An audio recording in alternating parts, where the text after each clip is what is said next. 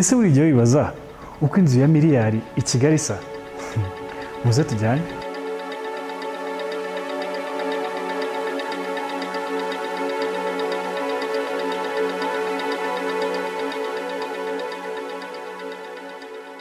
Muraho neza, ni Prince of Man muri Quick Homes Rwanda. Mu by'ukuri nk'uko natangiye mbabwira, tuje kureba inzu itangaje, inzu itandukanye kandi inzu idahendutse habe na gatoya. Ni inzu iherereye muri quartier nziza hano mu Kiyovu. Murabibona ko hariya twitegeye RSSB, kaburimbo, mbese ni handi bita ngo ni mu Kibosi. Tuje kureba izi villa ebyiri ziri hano, ni mu Kiyovu, adresse nziza, ni inzu kandi nazo nini zubatse mu buryo butangaje bukomeye, nta kintu na kimwe bahenduyemo kuko nabo bayaciye ariko bayakoreye. Iyi episode iraza kubaryohera. Kadutangire.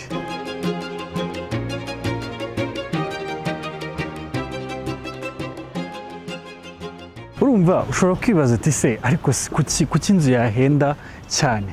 Ahantu turi nk'uko nabibabwiye ni mu Kiyovu. Mu Kiyovu ni imwe muri quartier nziza wabona hano muri Kigali kuko ibintu byose birakoze, kandi si ibyo gusa, hari umutekano, amashuri meza, ni hantu amahoteli manini akomeye mu Rwanda ari za Marriott, Four Points, Mille Collines, uri hagati mu mujyi rwagati. Kandi nanone inzu ufite nayo ni inzu nziza yubakanye urukundo, yubakanye ubwenge, ifite ibintu byinshi kandi byiza cyane. Ariko kandi sinamagambo gusa kuko akenshi tubereka inzu zirangiye tutarazikurikiranye. Iyi nzu tuyizi guturuka ikiri structure yambaye ubusa, ahantu hose nta kintu kimwe gihari. Twagarutse hano nanone ifite bimwe na bimwe batangiye kubishyiramo, ndetse uyu munsi irarangiye, ifite ibintu byose bigomba kuba ifite.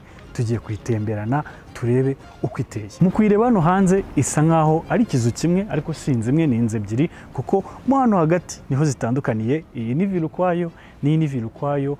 Buri villa iri mu kibanza cya metero kare 530, ariko yose yubatse kuri metero kare 850. Ni ukuvuga ubaze floor space zose ni metero kare 850. Ifite ibyumba 4, ikagira bathrooms 6, ikagira icyumba cyo gufuriramo, ikagira office, ikagira salon 2, ikagira piscine, ifite parking nini cyane, ifite detail nyinshi n'ibintu byo kureba, ndetse igiciro cyayo akaba ari miliyari 1,30,000,000 z'amafaranga y'u Rwanda. Iyi villa ikaba iyawe. Ngiye kubatembereza murebe uko imeze, maze muze kumbwira muri comments, ese ayo mafaranga arabarika, irayakwiriye, bimeze bite? Reka twinjiremo turebe uko hateye. Kwinjira iwawe n'uyu muryango wisliding automatiquement, iyi nzira ikakuzana muri iyi parking iri hano hasi y'imodoka ebyiri ziratwikiriye neza. Iyi nzu niba ari ikintu cya mbere ifite gikoze neza ni beton, kuko ifite beton rwose, structure irakomeye cyane. Ni ukuvuga n'aha munsi rero haparika imodoka nini ebyiri kandi zisanzuye, kandi hakaba ari umuryango ku buryo nta muntu wazigeraho utamushaka. Aho imbere nta bintu byinshi bihari kuko hano hari amapave basize just in case ukeneye guhindukiza imodoka ku buryo ukatira ahantu hazima. Hariya ari jardin, nibwo inzu ikirangira ntabwo irafata, ariko ejo bundi irafata. Ndetse tukabona inzira ebyiri zinjira muri iyi nzu, aho dufite uyu muryango wa mbere niwo munini, niwo muryango principal winjira mu nzu, ndetse aha ku ruhande tukagira uwo nakwita umuryango wa service. Ndetse kubera ko hano ari imbere ariho abantu benshi bakoresha, cyane cyane support staff y'urugo, dufite toilette yabo hano ku ruhande gatoya, aho umuntu ushinzwe umutekano, umusekirite wawe atarinda kuvunika, aba afite ibyo akeneye hano hafi. Ndetse tugatubonera ko hari na jardin ikomeza ikagera imbere mu gikari cy'inzu. Ndetse kandi aha tuhafite icyumba cya mbere, aricyo nakwita nk'icyumba cy'umukozi cyangwa se support staff, cyangwa se icyumba babikamo ibintu bitandukanye. Icyumba juste cyo kugira ngo umuntu uri kuguha support abone aho arara, gifite idirishya rinini, gifite byose n'ubundi muri finishes nziza turi bugende tubona. Tugiye kwinjira rero.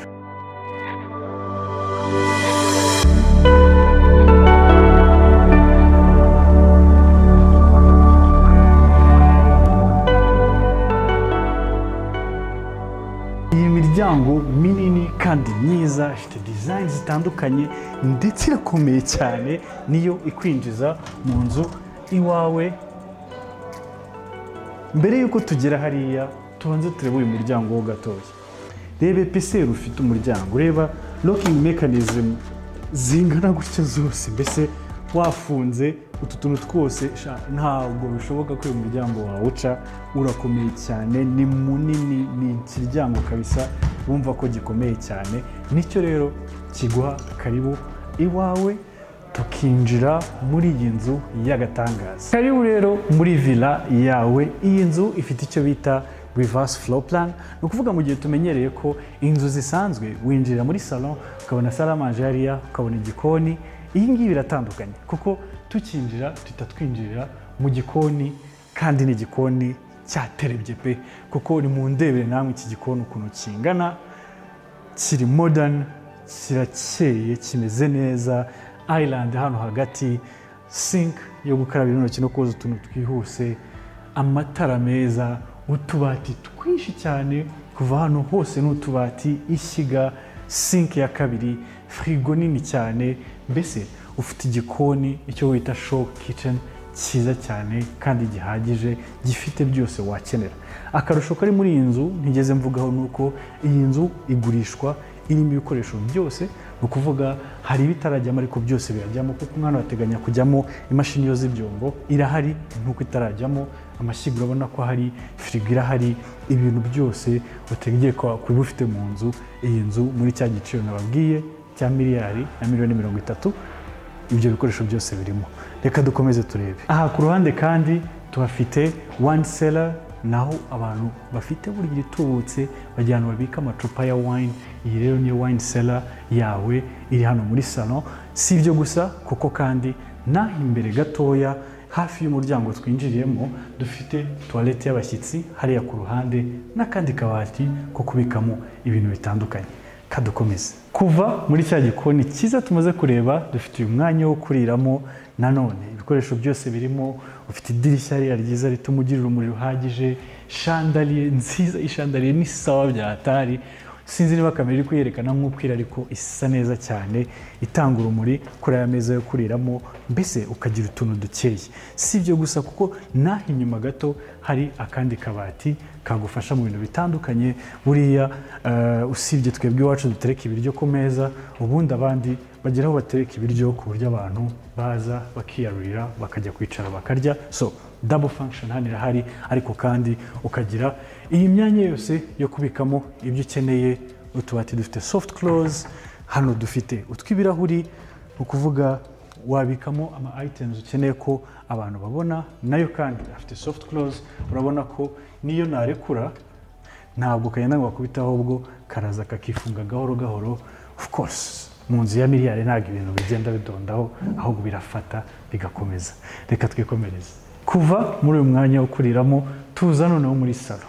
Salon y'iyi nzu ni rurangiza, ni nini cyane, nimurebe namwe uyu mwanya, double volume chandelier y'agatangaza hano hejuru, nimurebe iri tara ukuntu risa, murebe ko light detail hariya hejuru.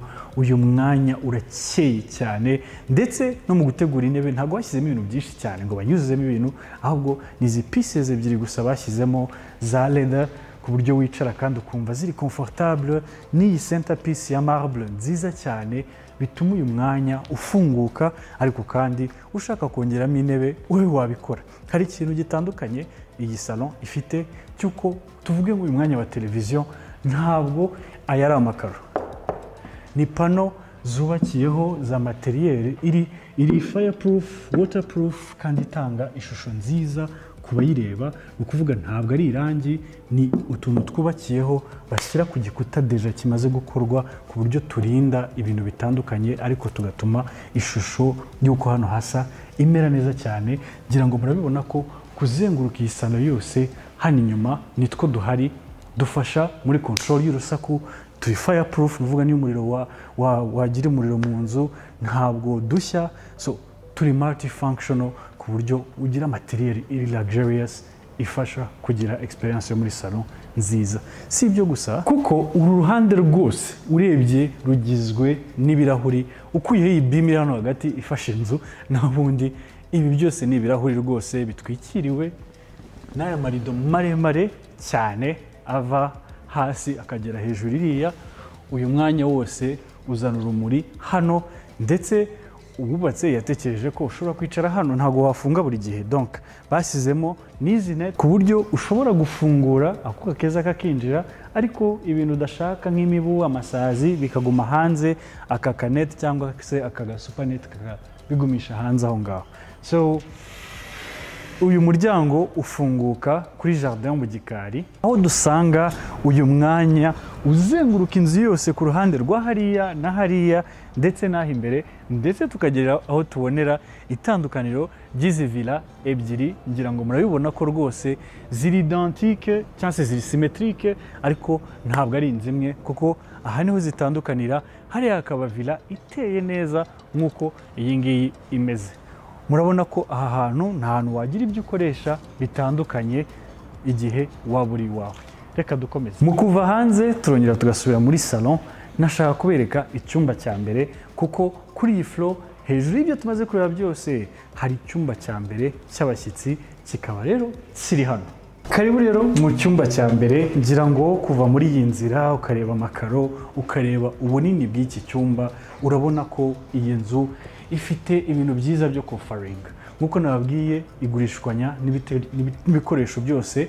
Dufitemo igitanda queen size bed kimeze neza na matela, amarido arimo, mbese dufite za nets hano, ndetse iki cyumba gifite accès kuri ya jardin ku buryo rwose akayaga, utuntu twose tw'amafiyeri abashyitsi bawe batubona.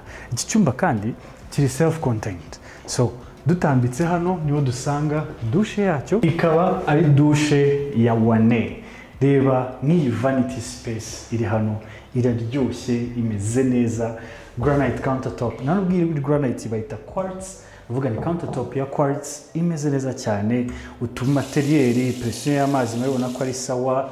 Touch mirror imeze fresh. Amakaro hano combinaison imeze neza cyane. Izi nzugi sinazivuzeho, ariko n'inzugi zo muri iyi nzu zose ni sawa, kuko MDF zikoze neza, amaserire rwose n'imvaburayi. Ndetse ku ruhande akaba ariho dufite uyu mwanya wo kogeramo uryoshye. Mbese ntabwo nshaka kwitosa, ntacyo ndi bukoreho hano, ariko urabibona ko yaba izi devices zinstayemo hano zimeze neza cyane. Hariya hejuru hari idirishya, ariko kandi ntabwo izo ari za rido dusanzwe tumenyereye, kuko urarotatinga kakifunga cyangwa se kakifungura bitewe n'urumuri ushaka muri dushe yawe. Ndetse aha tukagira toilette. Urabona ko ibintu byose birisanzuye, n'imashini nini cyane irera hejuru ishyushya amazi. Urabona atari sawa se? Kadukomeze. Mu kuva muri iki cyumba cya mbere cya hano hasi, tugiye kuzamuka turebe etaje ya mbere. Ese hari iki?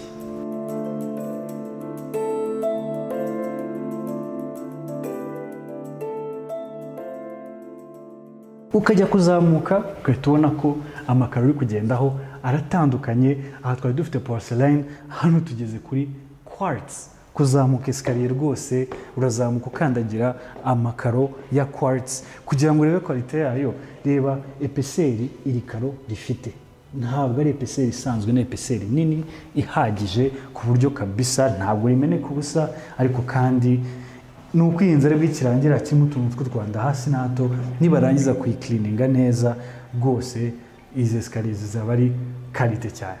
Reka twikomereze. Kugera hejuru rero tuhasanga iyi landing, no kuvuga naho ibyumba byose bihurira, ariko kandi mbere yuko dukomeza ukahita ubona ko bifitiye aka kantu gatoya k'igihe ushaka kureba muri salon, ushaka ko bimeze, bari kugusakuriza cyangwa se ufite abashyitsi, utereye akajisho hano ukabareba ukabasuhuza uti yambu yambu. Aha rero tukahasanga ibyumba bitatu byo kuraramo na kimwe cyo gufuriramo. Kimwe muri ibyo byumba bitatu cyubatse nka chambre principale, no kuvuga iyi nzu ifite chambre principale ebyiri, kugira ngo igihe ugiye kwishyura miliyari buryo ufite choix yaho ushaka kurara. Reka turebe chambre principale ya mbere, ikaba ari iyi ngiyi. Murabona iki cyumba atari sawa se? Ni kinini pe, kuko iki gitanda cyo bwacyo ni king size bed. Reba ukuntu kingana n'umwanya wose gifite, ariko noneho ukareba metero ziri kuva hano, abantu batera metero kabiri gatatu n'ibindi bintu birengaho. Uvuye ku gitanda ugera ku gikuta ufite uyu mwanya wose, ndetse kuri uruhande tukahagira garde robe yubakiyeho, tukahagira aka kantu keza cyane karimo n'utubati munsi ushobora gukoresha nk'aka office gato ko mu cyumba cyangwa se akantu ka makeup, tukahagira ya marido y'imvaburayi atamenyerewe hano. Mbese ni icyumba kinini kandi kimeze neza. Plafond yaho ni gypsum ikoze neza, iyi cover detail irimo hano ni sawa cyane, ndetse kandi dufite nanone access ijya hanze idufungura kuri iri baraza ry'iki cyumba. Ni ibaraza rinini rihagije, ushobora no kwibaza uti hano se ko hasa nk'ahanduye bimeze bite? Igitekerezo gihari ni iki ngiki. Aha ngaha bazashyiramo ibitaka, batere jardin ku buryo ugira jardin iri hejuru, ushobora kwicara hano rwose ukaba ufite ibyatsi n'indabo ukunda ziteye hano ku buryo uhicara hameze neza cyane. So iri ni ibaraza ry'iki cyumba kinini kandi rimeze neza. Turebe na dushe. Iki cyumba rero kikaba gifite dushe nini nk'uko ntacyo kingana. Duhereye kuri uyu mwanya wo kwiborosezamo no kwitunganya mu maso, murebe ukuntu uyu mwanya ukeye umeze neza cyane. Dufite double vanity, ni ukuvuga rwose amasuku nta mpamvu zo gutinda. Dufite touch mirror nini hano imbere.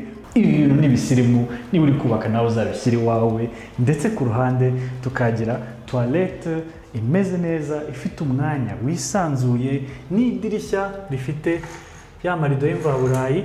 Tukagira kandi na dushe hano, yaba mwabonye ko amazi arimo mu robine, ntabwo ndi bukoreho nitosa. Ku ruhande kandi turabona ko iki cyumba nacyo gifite imashini ishyushya amazi hariya hejuru. Umva, dushe ni sawa kabisa. Iki kikaba ari icyumba cya mbere cy'ubwacyo kirebye cyifitiye rwose nka metero kare zirenga give or take zirenga 50 muri iki cyumba cyonyine. Reka turebe n'ibindi uko biteye. Kuva muri kino cyumba cyaha tugiye kureba ikindi cyumba gifite umwihariko, kandi muraza kubibona ko nta cyumba kiri muri iyi nzu gisondetse. Voilà, ngaho mundebere. Ni icyumba cyiza kiryoshye, double volume mu cyumba. Bitekerezeho, ufite washyira ikindi cyumba mwahamwe umuyaga hagati, kuko reba umwanya wose ufite, reba iri dirishya rya kalite rinini rihagije ufite hano. Mbese ni icyumba giteye ubwuzu, kiryoshye, kimeze neza, kandi nanone ntacyo ntabwo bagisondetse. Bimwe twapimaga 1, 2, 3 metero 3 uvuye ku gitanda ugera hano. Umva, ni ibintu byiza. Dufiteho idirishya hano igihe ukeneye urumuri. Mbese ibintu byose birateguye. Ndetse no kuri uruhande gato tuhafite akandi kabati ko mu cyumba ubikamo imyenda yawe. Ubona ko ni utubati tunini, natwo dufite soft close, naho kandi ukagira kakantu ko gukoreraho cyangwa se gukoreraho makeup. Ahangaha kaka desk ngira ngo n'utuntu twiza two kugira. Iki cyumba nacyo kiri self contained. Mbere yuko tugenda ariko nimundebere nk'iyi plafond ukuntu design inze fresh. Nanone kandi iki cyumba kiri self contained. Dufite rwose uyu mwanya wa vanity umeze neza, agasink ni sawa, miroir ni bon, lighting iri muri iyi nzu ni sawa, ama spotlight ari soft, ntabwo afite rwa rumuri rukubangamira, aratuje byiza cyane. Toilette mo hagati, ndetse n'umwanya wo kogeramo hano ku ruhande. Ngira ngo muri kubona ko amakaro arasa mu madushe yose, bifitemo uniformité kandi ni sawa byatari. Dukomeze turebe n'utundi dukoryo turi muri iyi nzu. Kuva muri iki cyumba rero tubonye nacyo cyarurangiza, katujye nanone muri iki kindi nacyo muraza kubibona ko ni icyumba gitandukanye. Hari utuntu buriya abasirimu bagira. Urabona nk'aka kantu wowe urugi urarurekura rukikubitaho. Hano hariho akantu kasuma kugafashe ku rugi ku buryo iyo rugiyeyo ntabwo rwagaruka utarugaruye. Kano n'agasirimu rwose, nawe niba uri kuba ugashake. Tugakomeza rero tukabona iki cyumba. Urebeye hano ugira iki cyumba nacyo kirasanzwe. Dufitemo king size bed, ngira ngo yabonye ko usibye cya cyumba cyo hasi ibindi byose king size bed ikwiramo nta kibazo. Tukagira utubati two kubikamo imyenda tunini. Ariko iki cyumba kantu k'akarusho gifite ni hanze, inyuma ya marido niho dufite jardin nini, ni ukuvuga ibaraza riratangirira hano. Ariko kandi ufite ibyatsi bimwe nigeze kubasobanurira hari imbere. Dufite ibi byatsi biguha umwanya wo gutembereramo, wo kwicaramo, kuko uri hano ureba nyine imbere yawe, ureba aho utuye. kugira ngo murebe location turimo ukuntu irenze. Niduhindukiza kamera gatoya tukarebera kuri uru ruhande, uraza kubona ko hariya ni icyicaro gikuru cya RURA, hariya ni icyicaro gikuru cya RSSB. Mbese uri mu murwa hagati, uri ahantu bibera byose. Reka twikomereze. Iki cyumba kandi nacyo ki self contained, gifite douche, toilette, byandi byose twabonye byiza. Gusohoka muri iki cyumba dusigaje ikintu kimwe kuri ino level, ni icyumba cyo gufuriramo. Akaba ari cyo dusanga ahangaha. Urumva kuri miliyari ntabwo wafurira hasi, ugomba gufurira muri etage tu. So iki cyumba cyahariwe gufurirwamo, gifite byose ukeneye, amazi arinstaye, aho guterera ipasi naha. Ahangaha hazajyamo imashini zigufasha gufura, twayisize hasi, ntabwo yarainstallé kuri hariya muri salon. Donc hano hasi zabirimo, ufite utubati twinshi duhagije two kubikamo amashuka, amakuveri, imyenda yamaze gufurwa itarazi ngo mujye mu garde robe.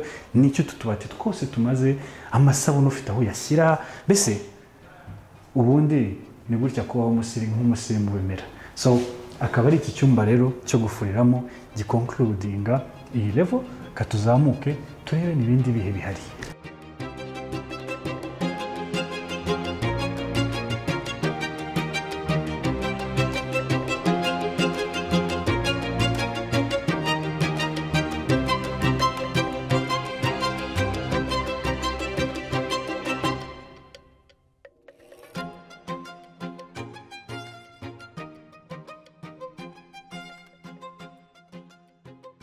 Kugera aha hejuru rero naho tuhasanga ibindi bintu biri special. Tuhafite cya cyumba kindi nababwiye cya chambre principale, tukagira ofisi, tukagira n'indi zone ndibuze kubireka mu kanya. Katurebe iyi chambre principale. Iki cyumba nacyo kikaba ari rurangiza. D'abord igitanda, muri uko naka gatanda noneho ko karatandukanye, kari minyo, kari finyari, kakantu kagutera ibitotsi pe. Matela ni nziza, ceiling ziri hejuru cyane, na cove light detail, spotlight zitamena amaso. Mbese utuntu twose turaryoshye. Tukagira imyanya nyinshi yo kubikamo ibintu bitandukanye, yaba ahangaha, yaba kuri uru ruhande, naho tuhafite indi myanya ihagije yo kubikamo ibintu bitandukanye. Ufite utuntu tw'utubati, ufite utuntu two gukoreraho, yewe amafoteye, wasinzira neza kubera comfort, kandi nayo isigara mu nzu. Mbese iki cyumba kiruzuye. Gifite nanone nacyo douche ya rurangiza. Reka tuyirebe. Ngaho namwe ni mu ndebere iyi douche iraryoshye. Iyi vanity area nayikunze cyane kuko ifite urumuri ruhagije. Mbese nukuza kwitunganya mu gitondo, uhita ugira courage zo gutangira umunsi umeze neza. Has ku ruhande gato tukagira freestanding tub imeze neza cyane, ituma ugira comfort igihe uri koga. Ibintu rwose niterebye, ndetse murabibona ko ceilings nanone ziri hejuru, ama spotlights arimo hano ni sawa cyane. Aha akaba rero dufite umwanya wo kogeramo, koga uhagaze igihe udafite umwanya wo kwicara hariya. Ahantu heza bateganyije. Nibagira none kongera kumentioninga izi granite, ntabwo ari granite countertops ahubwo ni quartz, ni ibuye bita quartz, niryo rikoze izi countertops ziri hano. Ndetse tukagira n'iyi toilette iri automatique hano ku ruhande, imeze neza, ifite remote. Ni ukuvuga hari ibintu bitandukanye ishobora kugufasha igihe rwose wumva wifitiye ubunebwe, yaba kuguhanaguza amazi ashyushye, yaba kuguhanagura. Mbese ufite ibintu byinshi cyane toilette yagufasha, bikaba bizana rero n'iyi chambre principale, bigatuma iyi douche imera fresh bya hatari. Dufite nanone ibaraza, reka ndibereke. Ari ryo ry'iri ngiri, ni ibaraza rinini kandi rifite ibintu byinshi byiza byo kureba. Mu Kiyovu ni heza buriya rero kuhatura. Nanone uri hano urazireba za towers za RSSB, urareba RURA hariya. Iyi balcon irakomeza ikazenguruka inzu, kuko iyi nzira yose ni iyawe. Ushobora kuhashyira gym, ushobora kuhashyira ibiki. Beti iri hano irakomeye ku buryo ushobora kuhatereka ibiro byinshi nta kibazo, ariko kandi ukagira amahirwe yo kuza ku buryo ushobora kugera n'ahangaha ukaba wareba umujyi wose, Kacyiru hariya hakurya. Mbese mu biti, mbese ahantu hararyoshye. Reka dukomeze turebe n'utundi dukoryo turi hano hejuru. Kuva muri iyi chambre principale si sawa, mbwira muri comments ko uyibonye. Turinjira muri office, ikaba ari iyi ngiyi, ufite aka office keza, ushaka kugira icyumba, ushaka kugira ikindi kintu, ariko bo batekereje ko ari office ukeneye, ifite idirishya ryayo rifunguka kuri rya baraza tuvuyeho mu kanya gatoya, ku buryo ufite umwuka, ufite aho gucomeka, ufite ibintu byose ukeneye. Office ikaba iyi ngiyi, hagasigara rero umwanya utandukanye. Aha hirya akaba ariho dufite icyo nakwita salo ya kabiri, ariko salo y'uburyohe, kuko gukomeza hano niho dusanga uyu mwanya. Ni umwanya mwiza kandi uryoshye. Ubu nuko mubona huzuyeho amarido, rero reka nshuti zanjye mbafungurire. Ni ukuvuga aha hose harafunguka, hakaza ku mpande, ndi gushakisha uvuga urafungura rwose. Aha hantu hose hakabona ni salon ya entertainment, ahantu ho kuryohereza. Bitekereza ufite ka biyari kawe hano, ushobora kuhagira gym, ushobora kuhagira ibintu byose, kuko haryoshye mu buryo bukomeje. Iyo tugiye hano ku ruhande gato tuhasanga piscine. Piscine muri etage ya kabiri hejuru, yo ntabwo ari piscine nini, ariko nanone ni umwanya mwiza wunganira uyu mwanya kandi uryoshye. So bitekereze nawe wicaye hano umeze neza, akaguru ku kandi, uri gutekereza ubuzima, uri gutekereza uburyo bwo gutera imbere, ufite amazi, ufite imisozi myiza ya Kigali hari imbere Kacyiru, ureba ama etage n'iterambere ry'u Rwanda, ibintu biryoshye bya hatari. So uyu mwanya rero ni wa entertainment, ni ahantu hameze neza. Urabona building Nobilis Hotel, yitwa Evergreen Apartments. Tuzabakorera video vuba nayo murebe uko imeze. Mbese utu tuntu twinshi twiza two kureba.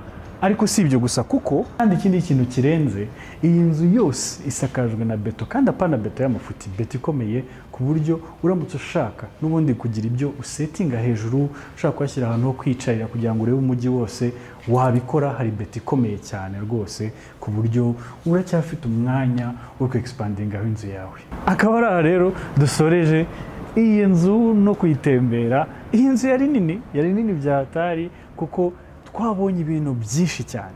Harimo ibyumba bine byo kuraramo, buri kimwe gifite identity itandukanye. Salon isanzwe yo kuba seriye, na salon ya hano hejuru ya entertainment, views, designs zitandukanye za douche, balcon. Twarebye ibyumba bindi bisapotinga ibyo kuraramo, harimo icyo gufura, icy'umuzamu, office hano hejuru. Dufite mbese utuntu twinshi cyane ubona muri ino villa ya miliyari na miliyoni 30. Inzu rero ikaba iherereye hano mu Kiyovu. Wakwifuza kuyisura, wakwifuza kuyigura, yaduhamagara kuri 0788 44 18 44, cyangwa se akadusura kuri ofisi tukazana. Ofisi yacu iherereye i Remera mu Gisimenti, hejuru ya Sawa City muri etage ya 3, mukaza tukabatembereza. Izi nzu uko ari ebyiri zitwa City Lights Villas, ziri hano mu Kiyovu, ziri ku isoko kuri miliyari 1 na miliyoni 30. Ni igiciro kitamenyerewe, ariko kandi nayo ni inzu itamenyerewe. Naho utaha mwakoze kubana natwe. Mbibutsa ko ushaka gukurikirana amakuru nk'aya ngaya y'inzu ziri ku isoko, subscribinga kuri channel yacu, ujye utureba. Ariko kandi ntibibagirwe kutubwira muri comments uko iyi nzu mwayibonye. Naho utaha.